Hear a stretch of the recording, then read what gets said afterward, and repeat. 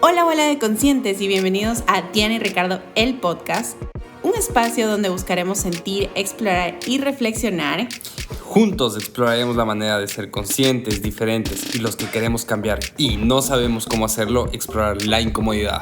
Estamos en un mundo caracterizado por espacios reducidos y desafíos emocionales. Unir la salud mental y el bienestar es nuestro legado. Este podcast está patrocinado por 21 días para enamorarnos. Hola, hola de conscientes y bienvenidos a otro episodio más de nuestro podcast Diana ¿Y Ricardo? El podcast, y esta es la 4ª temporada y hoy estamos con un invitado muy especial. La verdad es que me hace sentido parte de estar en Quito, estar en Ecuador, porque fue profesor nuestro, fue alguien que impactó mucho nuestras vidas y me parece muy interesante también cómo él puede impactar en este podcast, porque quiero que él mismo se presente un poco. Pero sí quiero decirles que es una persona que ha pasado por muchas cosas interesantes en el medio de la arquitectura, de la literatura. Entonces, hola John, ¿cómo estás? Bienvenido a nuestro podcast. Hola Ricardo, ¿cómo están ustedes? Bien, todo bien, gracias. ¿Todo bien? Bueno, ¿quieren que me presente yo? Sí, ¿cómo estás? ¿Cómo Cuéntanos.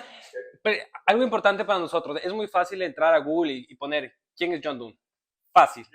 Pero tú, ¿cómo te percibes? ¿Tú cómo te percibes como persona? ¿Tú cómo te defines como persona? Porque eso me parece un punto importante de ti, de las cosas que hemos leído de ti. Bueno, hay una parte interesante. Si tú googleas John Donne, te vas a encontrar con que John Donne es casi que el Juan P. Guavé de la lengua inglesa. Entonces, van a aparecerte muchos casos.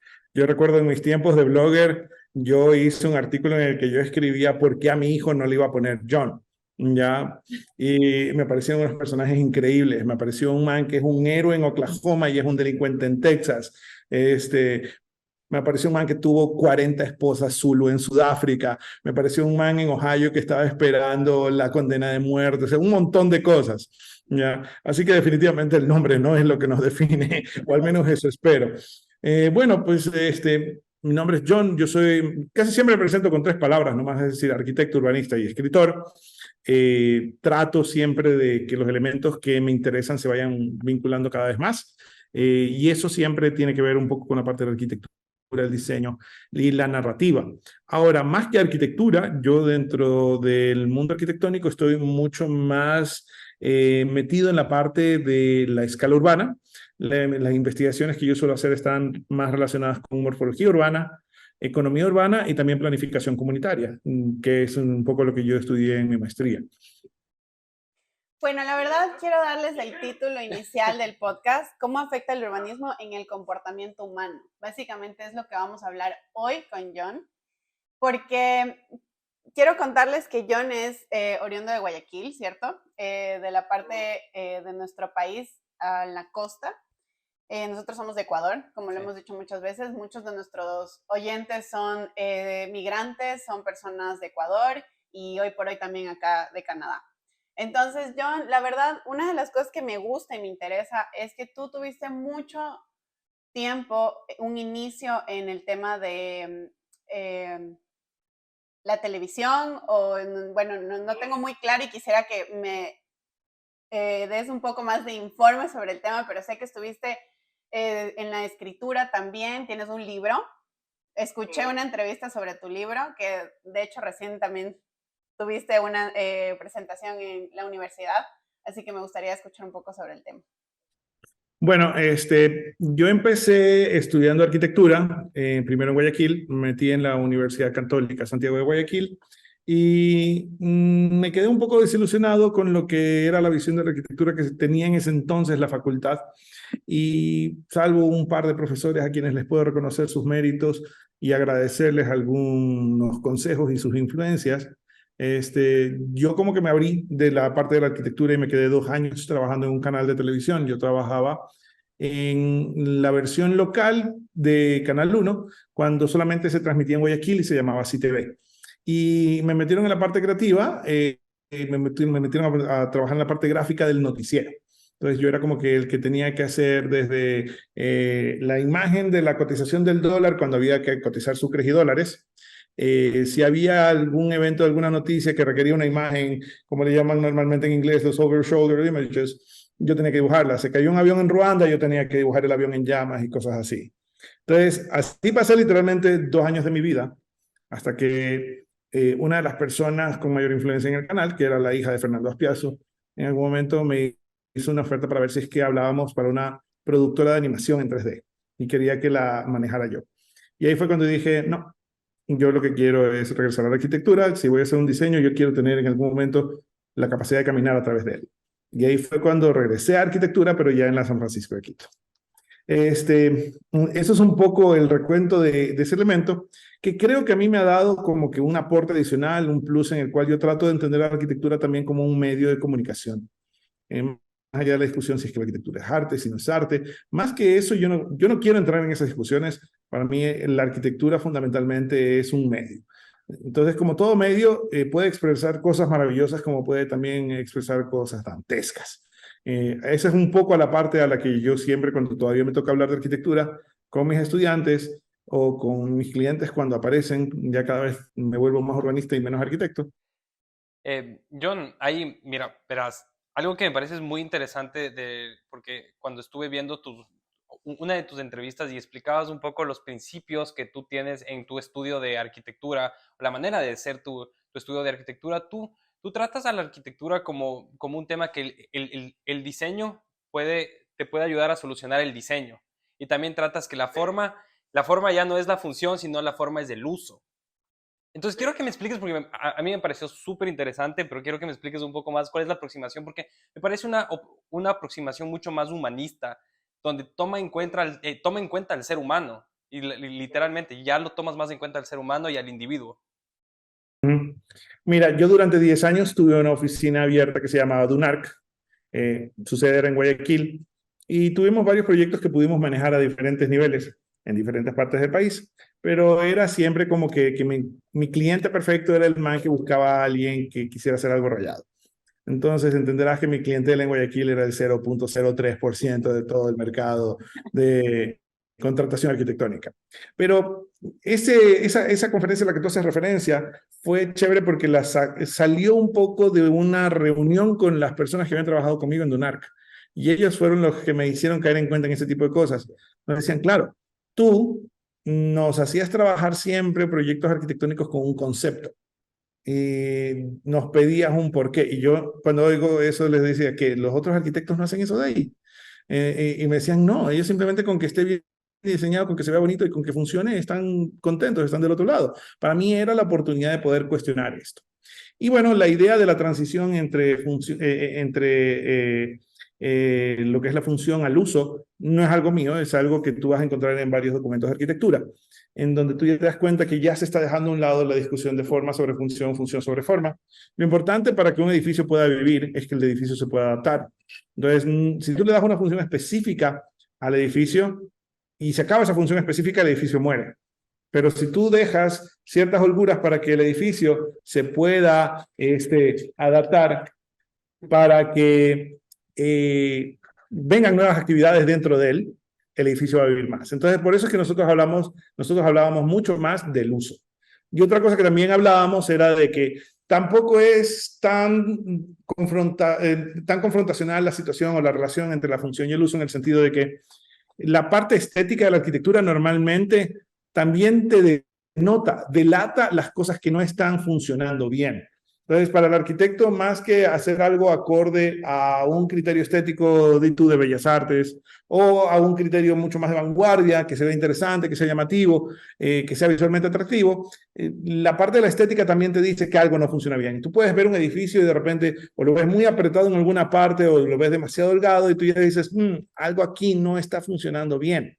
Es como las criaturas, los seres vivos. Si tú vas a Pripyat ahorita en las cercanías de Chernobyl, ya empieza a crecer nuevamente la vegetación, pero por problemas de las mutaciones que se están dando, las margaritas ya no se distribuyen de manera equilibrada alrededor del centro de la flor, sino que de repente están mucho más de un lado, mucho más asimétricas. Nosotros mismos, cuando estamos no funcionando bien, cuando tenemos problemas de salud, lo denotamos, nos ponemos más pálidos o pasan algunas otras cosas más, etcétera, etcétera, etcétera. Entonces, esos eran un poco los criterios con los que durante 10 años estuvimos trabajando proyectos en Dunarc. Yo creo, me parece interesante que va avanzando este tema y va avanzando también el tema de la inteligencia emocional y es donde se une esta palabra de neuroarquitectura. porque tiene esta connotación de entender al ser humano para desarrollar el espacio. Si bien antes se manejaba un poco más, tienes varios aspectos para generar la arquitectura, una por el tema económico, otro podemos generar como este es el espacio sin pensar en algo como usos múltiples, que es lo que justo estás diciendo. Nosotros cuando vinimos a vivir acá, inmigramos, nosotros teníamos un lugar y decíamos, bueno, este espacio, haciéndolo un solo color neutral, generando espacios versátiles, podemos hacer diferentes espacios en uno. Y eso también se transformó cuando pasó la pandemia. Entonces, me parece interesante que esto se vaya dando mucho más seguido, mucho más actual, porque así como la inteligencia emocional hoy por hoy ya es un poco más importante de lo que antes, pues ir a un psicólogo era para locos. Creo que es importante también esto, manejarlo como tal, como que es importante y nosotros somos parte de ser como psicólogos para las personas a las que les diseñamos un espacio. Y por eso también me parece como interesante este punto de Diana que te da el ejemplo de nuestra casa y cómo nosotros nuestra casa la convertimos, comenzamos a diseñar para no solo nuestro uso, sino también a cómo nos vamos a sentir en este espacio o cómo deberíamos sentirnos porque estábamos pasando por terapias psicológicas, estábamos pasando por momentos difíciles en nuestra vida. Entonces nosotros como arquitectos y diseñadores de interiores entendimos que el diseño de la casa también iba a afectar nuestras emociones y nuestros comportamientos adentro del espacio. ¿Y qué podríamos hacer? Que el espacio sea una herramienta para que nos ayude en terapia. Entonces, cuando yo vi las ideas que tú tenías en el estudio que tenías en Guayaquil y vi que tú tomabas en cuenta el uso, ahí es donde me puse a pensar si nosotros condicionamos el comportamiento humano por medio de la arquitectura, como urbanistas, ¿qué tan importante es condicionar el comportamiento urbano, el comportamiento de los seres humanos por medio del urbanismo? Hablando de parques, hablando de vías por donde pasas todos los días. Imagínate aquí, como en Canadá, cuando se aproxima el invierno, la depresión de invierno es real, pasa y todo es muy oscuro. En Ecuador entendíamos muchas veces que cuando cerrabas espacios se volvían peligrosos. Entonces, ¿qué tan importante es en el urbanismo condicionar el comportamiento del ser humano? ¿Qué tanto tú le tomas en cuenta cuando tú diseñas? Bueno, a ver, así como normalmente se suele decir que tú eres lo que comes, ¿ya? El you are what you eat de los norteamericanos, yo creo que también tú eres lo que habitas, ¿ya? Entonces, de alguna otra manera, el espacio que tú ocupas arquitectónica y urbanamente te define. Y eso, a mí me gusta me gusta hacer referencia a una frase de Winston Churchill que hablaba de los tiempos de la reconstrucción después de la guerra mundial, después de la Segunda Guerra Mundial, en donde él dice, nosotros construimos a los edificios para que los edificios nos construyan a nosotros. En inglés, we shape our buildings so thereafter they shape us. ¿Ya? Y entonces me parece que hay una relación en esa parte que no se puede negar y que funcionan las dos escalas. Lo que pasa es que sí me gustaría indagar un poco más porque te acuerdas que nos estabas diciendo sobre el tema de los edificios, que los edificios nos moldean a nosotros como seres humanos, ¿no es cierto? Porque lo que me interesa yo me acuerdo cuando yo tuve la tesis, que tú me ayudaste con la tesis casi un mes, 2 meses, me ayudaste mucho con la tesis y en el entorno urbano. Mi tesis iba más sobre huérfanos y geriátrico. Lo uníamos y me ayudaste con todo el parque y cómo la gente iba a sentirse en este parque. Me ayudaste a hacer conexiones tanto como del urbano, vas directamente hacia cada una de las habitaciones, como que me hiciste entender estas transiciones. Obviamente para mí como arquitecto es ya ahora, hoy por hoy, es muy fácil entender cuál es la transición y la importancia de tener una correcta transición desde el urbano hasta tu baño, literalmente, y que no sea como de algo gigante a de repente algo pequeño. Pero hoy por hoy nosotros vivimos de esa manera. Y como estamos hablando un poco de inteligencia emocional y dando un aproximamiento de que tanto el diseño de interior y el vivir bien no tiene que ser solo de gente que tiene mucho dinero o gente que tiene la posibilidad de contratar a un arquitecto o contratar a un diseñador de interior, porque estamos tratando de aproximar y dar consejos a gente que tal vez no tiene este recurso para hacerlo, pero sí puede tener tips en su casa o en su día a día o los lugares donde habita para poder sentirse mejor. Y tú, entendiendo el urbanismo, creo que eres una persona muy adecuada para decirnos, tú ¿qué consejos les darías a las personas? ¿O cuáles son tus rutinas para sentirte más tranquilo o para apoyarte en tus rutinas? Porque hablándolo como al urbanismo, como este tema de coges la raíz de un árbol y en este caso la arquitectura haces ya un poco más el corazón, o sea, en este caso el diseño ya es el corazón, el diseño de una casa, o sea, ya vas a lo micro. Entonces tú coges lo macro y me parece súper interesante porque desde ahí es donde deberíamos empezar siempre. Bueno, es que es inevitable que va a haber una relación siempre dentro de lo que es de lo arquitectónico a lo urbano y viceversa. Lo urbano se va a componer de esta sumatoria de todas estas construcciones, de todos estos diseños que diferentes personas hacen en diferentes momentos. Entonces, eso es lo que te va a construir todo el espacio urbano en el que tú vas a entrar a investigar, a diseñar o a estudiar.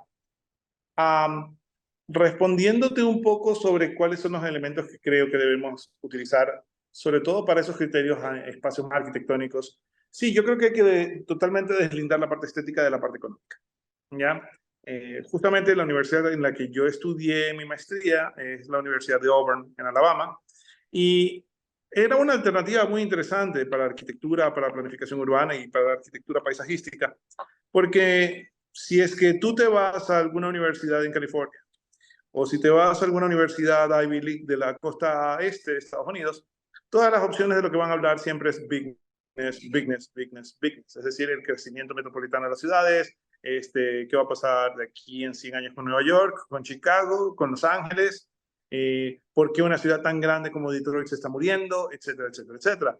Pero en cambio, Alabama, que es el tercer estado más pobre de la Unión, ofrece alternativas tal vez más cercanas a nuestros contextos, a nuestras realidades acá en Latinoamérica.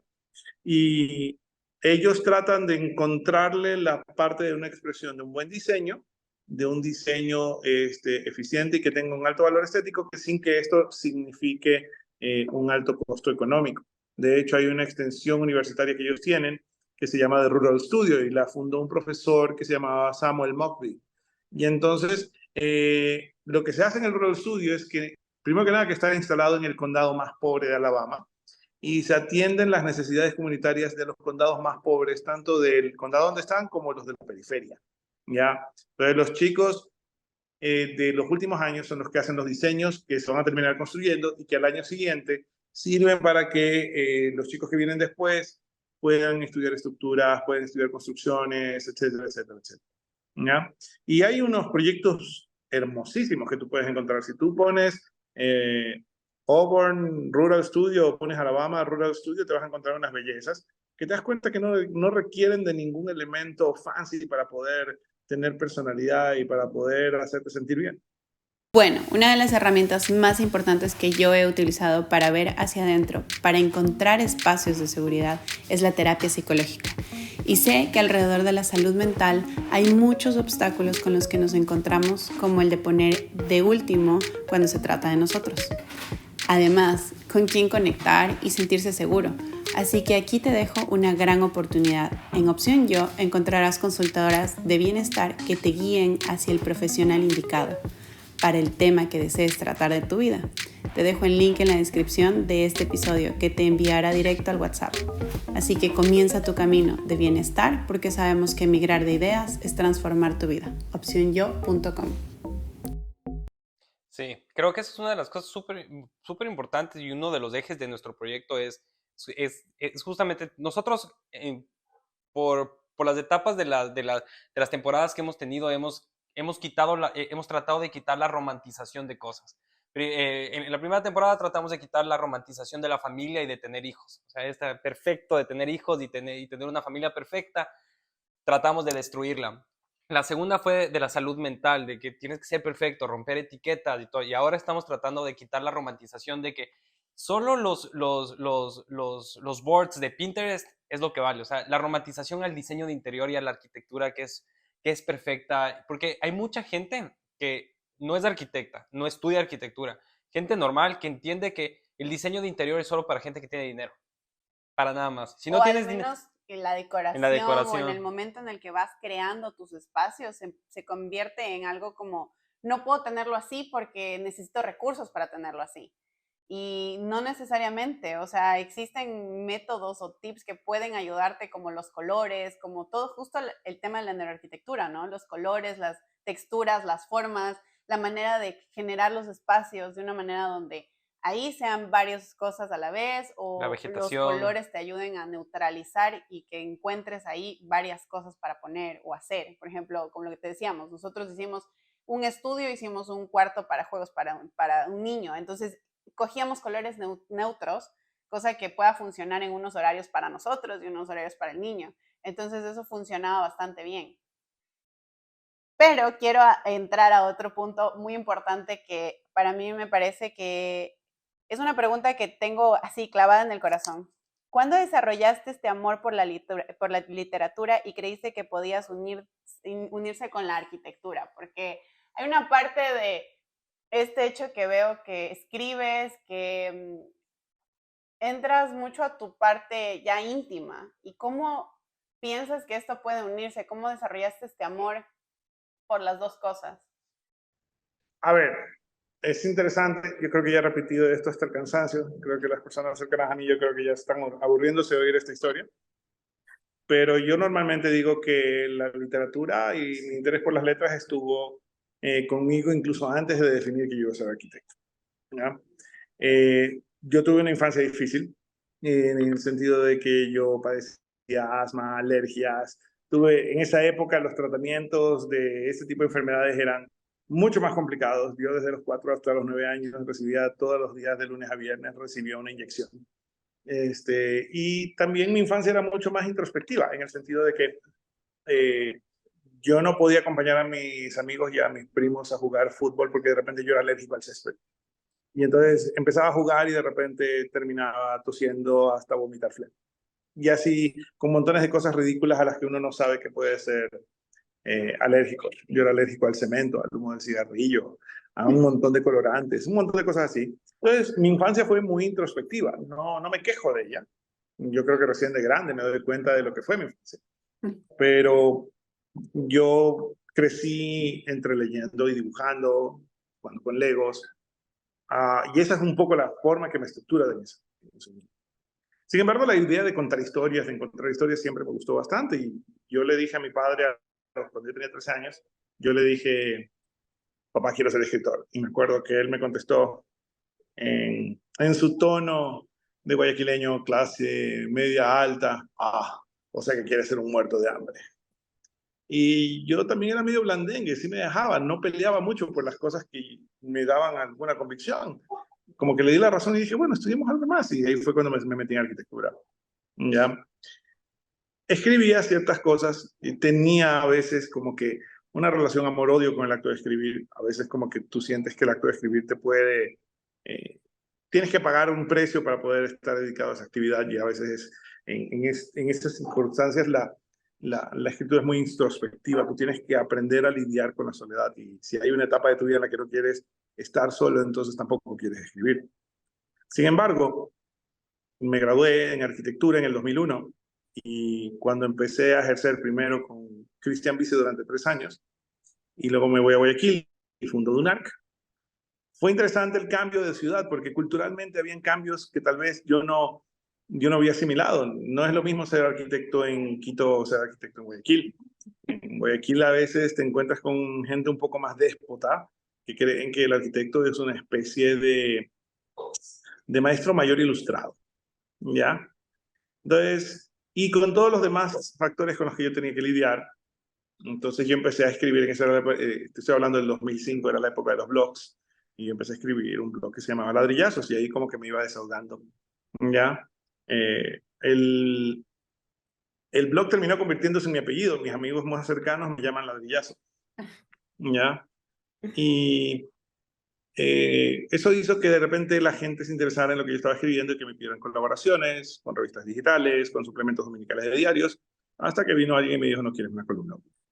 Y ahí fue que me dieron la columna de opinión del diario El Universo, que la mantuve durante 12 años, hasta la semana pasada, que ya es cuando he hecho la transición de dejar El Universo, y ahora, en donde tenía una columna quincenal, ahora estoy en primicias con una columna semanal, y además tengo una columna en la revista Mundo Diners, que es más sobre cosas más mundanas y es mucho más cínica, mucho más sarcástica, por así decirlo. Pero ¿por qué les contaba toda esta historia? Porque es mate de risa como de repente, en la primera persona que me llamaba durante 12 años a decir, oye, leí tu columna, está chévere, no lo había visto esto de esta manera, terminó siendo mi papá. Es decir, la misma persona que me había dicho, vas a ser un muerto de hambre, era el primero que me llamaba luego a felicitarme y a decirme, oye, qué bacán que estuvo tu columna el día de hoy, bla, bla, bla, bla. Esa es un poco la parte que me acompañó siempre. Y luego, pues por circunstancias muy personales, luego también ya como que primero que aceptas lo que tienes que pagar en el precio de ser escritor. Y segundo, te das cuenta del beneficio de ser arquitecto. Digo, perdón, de ser escritor. Y es un beneficio a nivel literario y en esa parte también es humana. Entonces, yo creo que la literatura me ha ayudado mucho a ahorrar muchos dólares que se hubiesen ido en terapia de alguna otra manera. Y lo interesante es que no solamente escribes por una parte emocional, ya luego te queda un hábito y ese hábito te acompaña y de repente andas de arriba abajo con un librito, o digo, con un sketchbook tipo Fabriano, ya en el que tú puedes ver todos los días hay algo que se escribe, hay un escrito y hay un dibujo todos los días, ya. Bueno, la verdad, Y ¿por qué me molestan porque dicen que parece una Biblia. ¿Ya? Perfecto de Biblia. ¿Por qué? Entonces, ya se queda como hábito. A veces sé lo que voy a escribir, a veces sé que es una historia que yo estructuro y que le doy como que una forma, es un espacio con estos personajes, con esta situación, con este conflicto. Pero después de que hiciste eso, luego viene, o mientras esa es una etapa y no es que se cortan y que están separadas la una de la otra, están entremezcladas. Y la otra etapa es que de repente empiezas a escribir cosas que te nace escribir, que no las puedes contener. Ya, como decía Bukowski, no hay cómo contener esta vaina. Si no te sale de una manera descontrolada, mejor no escribas, decía Bukowski, en un poema que se publicó de manera póstuma.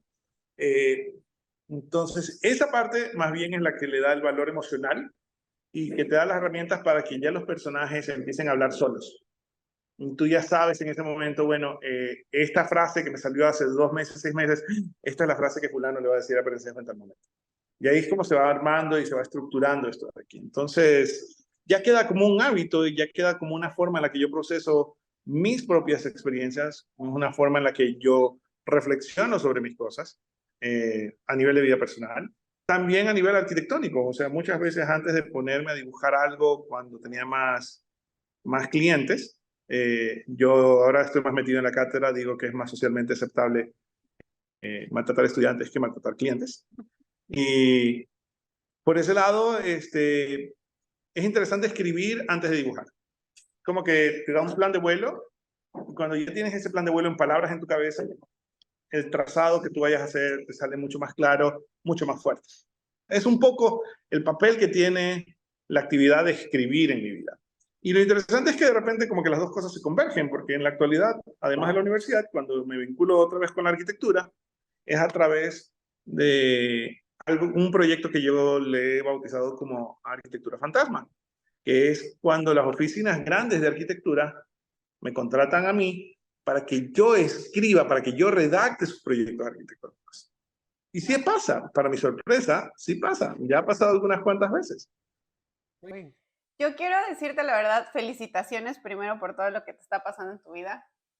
Y la verdad es que me conecté mucho cuando vi algunas entrevistas, porque estudio un poco a la gente que vamos a entrevistar y me hizo match cuando vi que escribías, cuando vi que, bueno, obviamente también sabes de arquitectura y todo. Entonces, sí me hizo mucho sentido porque, bueno, haciendo un breve recuento, yo también escribo desde que soy niña, pero dejé de escribir a partir de que falleció mi papá y entonces estoy volviendo a escribir. Y es muy bonito sentir que sí, lo que dices es real, o sea, van uniéndose y van haciendo mucho sentido las cosas que sientes y escribes versus lo que dibujas o lo que quieres transmitir para los demás o para tu comunidad en este sentido. Entonces me parece interesante todo lo que vas diciendo y me gusta también el nombre que te ponen o que te pusiste tú, porque me parece un material, si lo vemos como en sentido arquitectónico y en sentido literario, me parece un material bastante interesante, o sea, tiene su parte fuerte, áspera de alguna manera, pero también un color y un tono muy alegre. Y así te describo, o sea, eres muy alegre a pesar de todas las cosas que te han pasado difíciles en la vida, porque pues sí, todos pasamos por momentos difíciles, pero hay partes de tu vida que me parecen muy bonito cómo has sido resiliente contigo mismo y qué bonito ver que vas uniendo, vas haciendo esos engranajes tan bien puestos. La verdad es que me gusta. Y algo que me conecta bastante también es que tú en una charla, en una cátedra que tuviste con unos estudiantes, tú les decías, no importa cuánto trates de ocultar lo que te gusta y lo que te apasiona, termina saliendo. Como sea, termina saliendo. Entonces a mí me conectó porque yo, aunque no yo era una persona que era tartamuda hasta hace 5 años, que comencé a hacer estos podcasts. Y para mí estos podcasts es mi terapia. Porque desde que comencé a hacer estos podcasts, comencé a hablar, hablar, hablar, hablar. Y ahora que o sea, que puedo escuchar tu historia un poco más de la mano, yo sí me acuerdo de algunas personas que me dijeron que yo no podía hablar en público. Y realmente es lo que me apasiona y es la terapia. Entonces termina saliendo. Y ahora tengo un podcast de arquitectura, donde trabajamos en una firma de arquitectos acá, donde también tienen un podcast y nosotros fuimos contratados en este estudio porque manejamos redes sociales, tenemos podcast y sabemos sentarnos adelante de una cámara a pesar de ser arquitectos y a pesar de tener nuestros portafolios y todo lo que somos como arquitectos. Nos contrataron porque hacemos esto. Nos sentamos a hablar con gente, a opinar, a veces hasta hablar tonterías y simplemente a la gente le gusta encontrar a la gente real atrás de esta figura de el arquitecto, que supuestamente es el arquitecto. Tienen aquí en Canadá, cuando tú escuchas, bueno, dentro de nosotros nos manejemos, cuando escuchas el arquitecto es esta persona que es, ni le hables, ni le toques, ni le juzgues, solo recibe la información y ya. Y poder deshumanizar esto es muy bonito, para nosotros es muy, muy, muy confortable acercarnos un poco más al tema humano y escuchar tu historia. Ya lo sabíamos un poco, pero que la gente también lo escuche es muy bonito. Muy lindo tenerte en el podcast. Gracias por esas palabras. Yo estoy muy contento también de verlos cómo ustedes están desarrollando ahorita en Canadá. Siempre es interesante, ya cuando el tiempo pasa, poder ver cómo los que fueron tus estudiantes van tomando su propio camino. Obviamente también te hace sentir más viejo. Pero un poco a lo que están diciendo, no se olviden que ustedes y yo nos graduamos en la misma universidad. Y de una universidad que entiende la arquitectura desde la perspectiva de las artes liberales. Nosotros no somos técnicos, nosotros somos humanistas. Entonces, eso es un poco lo que les ha canalizado a ustedes y eso también les ha permitido la idea de ser versátiles, ¿ya? Y para que se den cuenta, yo también manejo un podcast, pero no tan elaborado como el de ustedes. Los míos son simplemente 3 amigos y este servidor bebiendo y conversando estupideces. Y para sorpresa, tenemos buen récord. Qué bueno. Qué bueno, me alegro. Es chévere. Es lo lindo de los podcasts, porque, no sé, verás, nuestro podcast comenzó por el hecho de que los dos hablábamos mucho y una persona nos dijo, ¿por qué no se graban? Sus conversaciones son interesantes, ¿por qué no se graban? Y fue como que estamos con tiempo, estamos en Canadá, no tenemos trabajo, no tenemos plata, hagamos algo. Y así nos comenzamos a grabar y comenzamos a hablar de todo lo que nosotros opinábamos, lo que nos estaba pasando, y cada podcast que nosotros tenemos es una fotografía de nuestro presente, de lo que estamos viviendo. Este año nosotros ya logramos establecernos como arquitectos y ya estamos diseñando, ya estamos haciendo las cosas como... Y por eso fue la 4ª temporada. Y por eso la 4ª temporada de unir un poco la arquitectura en el podcast. Y ¿te acuerdas que tú estabas diciendo que tú tenías alergias a todo? O sea, a mí hasta ahora me pasa que yo siendo arquitecto yo me enfoco más a la construcción, o sea, me enfoco más a estar en construcción. Yo tengo alergia al polvo de la madera aquí en Canadá. Tengo el polvo del framing, tengo alergia. Y aún así es algo que me apasiona y o mascarilla o me aguanto las gripes o solo me comienzo a meter pastillas, pero es algo que es muy bonito. Es muy bonito también encontrar tu pasión. Y hay veces que tienes adversidades para llegar a donde quieres llegar o vivir y sentir lo que realmente te gusta, pero cruzar eso te hace sentir un poco más vivo y no tener este sentimiento de estar trabajando, sino de estar haciendo lo que te gusta. Me va a dar risa ahora que tú mencionabas también lo de tu tartamudez que tenías hasta hace poco. Obviamente, como yo crecí, no es que era la persona más sociable del planeta Tierra.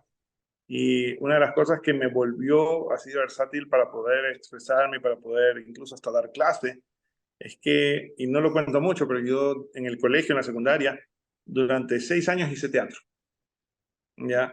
Y en la universidad, mientras estaba de estudiante aquí en la San Francisco de Quito, yo estaba en el grupo de teatro de inglés del Mark Potten. Entonces, mucho también de poder romper el hielo viene de lo que se aprende ahí. O sea, lo importante es que tú encuentres cosas que tú puedas utilizar para tu beneficio en el camino y que las puedas usar con sabiduría para que de repente pues puedas dar al menos 2, 3 pasitos más. Sí, cada cosa que te haga sentido en la vida. Es un paso a la vez, un día a la vez. Bueno, yo creo que para cerrar un poco ya el podcast, porque se nos está haciendo largo, tengo 2 dinámicas. Al final del podcast, lo que tratamos es, te voy a dar 2 opciones y tú eliges. ¿Quieres un reto o quieres preguntas? Ya voy por las preguntas. Ok. Sabemos que los sentidos no son para darlos por Antes- sentado. Antes que eso, las preguntas son preguntas cortas con respuestas cortas. Si quieres, no tienes que elaborarlo. Ajá, solo como que sí, no, 2, 3 palabras. Denle, Sabemos que disparen. los sentidos no son para darlos por sentado. Entonces, ¿qué cosas que ves todos los días podrías estar pasando desapercibido? En temas de Que sentidos. yo veo todos los días podrían estar pasando desapercibidas. Teniendo en cuenta tus 5 sentidos. Yo creo que soy muy selectivo al tacto. ¿Ya? Es decir, yo sí soy una persona que absorbe mucho visualmente, auditivamente. Hasta el olfato me parece que es una de las partes elementales para tener una memoria de un lugar, de una calle, de un barrio. ¿Ya? Pero para el tacto soy como que muy reservado. Es decir, simplemente con la persona con la que me interesa estar, en alguna forma. Y también una cosa que me mata la risa que me ocurre, por ejemplo, cuando voy a visitar un edificio en especial que, como ustedes saben, los arquitectos tenemos ese to-do list de visitar edificios, ahí sí quiero no solamente ver el edificio, quiero tocar el edificio. Entonces, por ejemplo, la primera vez que yo fui a Nueva York, me pasó eso con el Guggenheim, me pasó eso con el Seagram Building. Una vez en Buenos Aires, yo viajé en bus hasta La Plata para visitar la casa del doctor Courrouchet de Le Corbusier, y también me pasé tocando las paredes durante todo el recorrido, y así me ha pasado con algunas cuantas cosas. Entonces yo diría que tal vez al sentido al que menos atención le presto así en mi cotidianidad, sino ya en circunstancias más especiales, es al tacto. Ok, entonces me respondiste a la segunda, ¿cuál es tu sentido favorito? Chuzo. Soy muy visual, ¿ya? Soy muy auditivo, pero yo creo que es el olfato el que define las cosas. Ok. ¿Ya? Es el olfato el que define dónde quieres estar, si quieres seguir en ese lugar, con quién quieres estar. Yo creo que el olfato es definitivamente uno de los que a mí me ayuda a tomar decisiones. O sea, los otros los disfruto, pero ya a nivel personal yo creo que es el olfato el que te ayuda a tomar decisiones. Ok. ¿Hay algún sentido que te cause ansiedad y podrías silenciar para que no cambie tu día? Como por ejemplo como un sonido del WhatsApp, un sonido que te cause ansiedad o algún sentido que también no necesariamente un sonido, sino algo que veas que te causa ansiedad y que puedas apagarlo. Bueno, más que ansiedad, muchas veces yo a nivel de la vista tengo ya problemas con la iluminación excesiva. Entonces, y con nuestro sol equinoccial aquí en Ecuador, sobre todo cuando es la época seca, sin nubes, demasiada exposición lumínica en esas circunstancias a mí me da jaquecas. Entonces, es lo típico que de repente tengo que desconectarme de todo, tengo que ponerme antifaz, dormir con todas las cortinas cerradas, hasta que llegue la noche.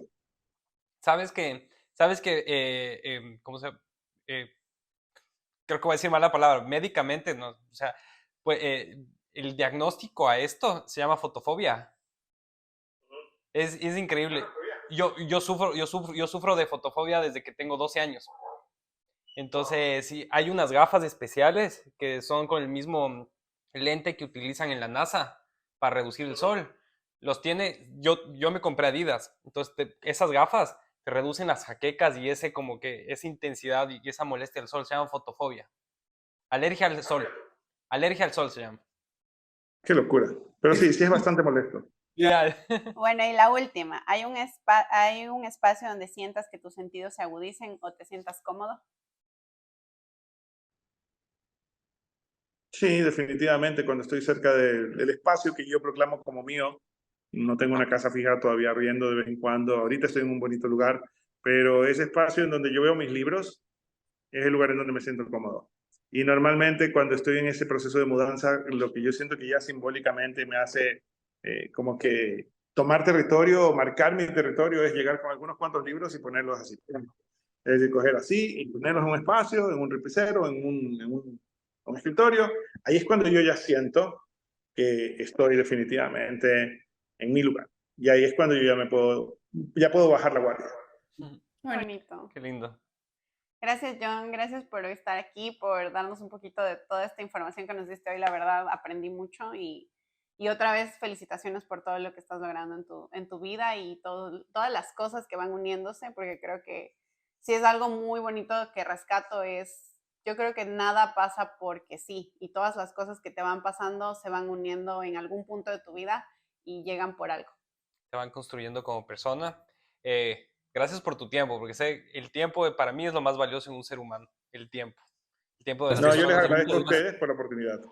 Gracias por estar aquí. Y para toda la gente que nos está escuchando, en la liga de la descripción, tanto en YouTube, Spotify y en todos los cortos que están escuchando, van a encontrar las redes sociales de John, los proyectos en los que él está involucrado ahorita. Y si es que de algo te sirve, quieres invitar a un proyecto tuyo, nuestras redes sociales, cómo te encuentran en Instagram, tienes el micrófono abierto. Bueno, en X actualmente soy Ladrillazo. En Instagram me encuentran como Ladrillazo Dun. Y ya con esas ramas, con esas dos cuentas, ya pueden encontrar todo lo demás que tengo tengo en el Linktree de cada una de las biografías. Gracias, John. Gracias por todo, John. Posiblemente este podcast lo estés escuchando en un tiempo que te diste para ti o te encuentres con tu familia. Estar conscientes de que las personas que se encuentran en tu hogar merecen saber que lo que pasa en la vida es una oportunidad de crear relaciones y momentos extraordinarios es fundamental. El miedo es el potencial que permite crear una experiencia como estilo de vida saludable. Familias conscientes. Familias creadas con amor.